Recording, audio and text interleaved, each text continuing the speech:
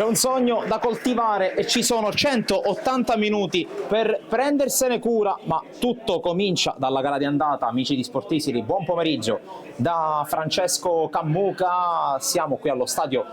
Nino Vaccaro di Mazara del Vallo per assistere alla gara tra Mazara e Super Giovane Castelbuono, valida per il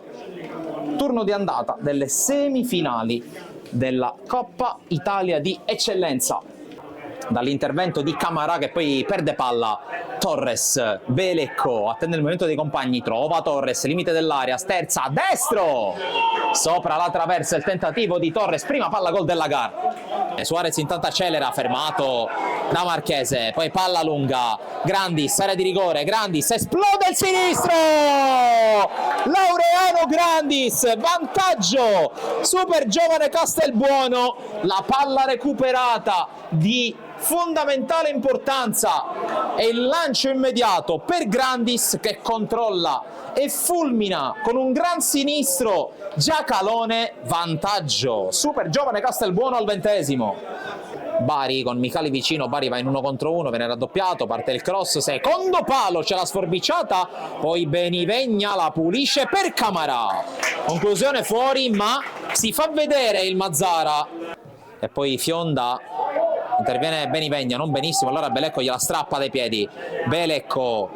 apre sulla sinistra, quasi il replay del gol, Diallo però, Diallo, il dribbling, Diallo fermato dall'ottimo intervento di Marchese,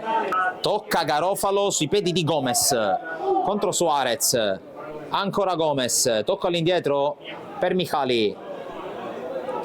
prova a girarsi, resiste all'attacco, ancora Micali, palla sul destro! Sorvola di poco la traversa, gran giocata, gran tiro. Super Giovane che non vuole forzare, sa tra le altre cose di avere un'altra gara tra 3 giorni, qui rischiato qualcosa, infatti perde palla la Super Giovane, sinistro, deviato, conclusione di Bari sulla schiena di Pennisi, entro, colpo di testa ad allontanare, poi spazza via Pappalardo, può arrivare Torres che la difende col corpo, è raddoppiato da Marchese e da Priola, prova a passare, riesce a passare Torres, area di rigore, Torres, l'appoggio per Franchelli, il 2-0 della Super Giovane Castelbuono, il contropiede da manuale della squadra di Bognanni che raddoppia con la ripartenza mortifera e con Franchelli. Mazzeo lancio in avanti, Torres col tacco, prova a mettere in movimento Pappalardo, Pappalardo per Belecco, palla sul sinistro, lo prova, palla fuori, non di molto, e poi spazza via Camarà, allontana Grandis, pallone deviato di testa su Belecco, l'uscita, ma Belecco è più lesto e firma il 3-0, la rete di Belecco, qui un errore da parte della difesa della Mazara, punita da Belecco e 3-0. Anteri, pallone poi giocato all'indietro da Marchese su Benivegna, lancio ancora lungo a cercare Ricciulli, controlla Ricciulli, a tu per tu con Fagone, ma col fallo di mano ha annullato il gol a Ricciulli. Torres con la sponda d'esterno su Cantus,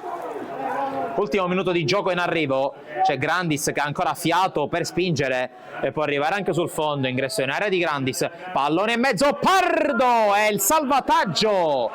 bravissimo qui Giacalone a negare il gol. Fagone controlla il pallone, rilancia e per l'arbitro può bastare così, vince la Super Giovane Castelbuono che mette una seria ipoteca sulla prima storica finale di Coppa Italia di Eccellenza della sua storia, ha battuto 3-0 il Mazara.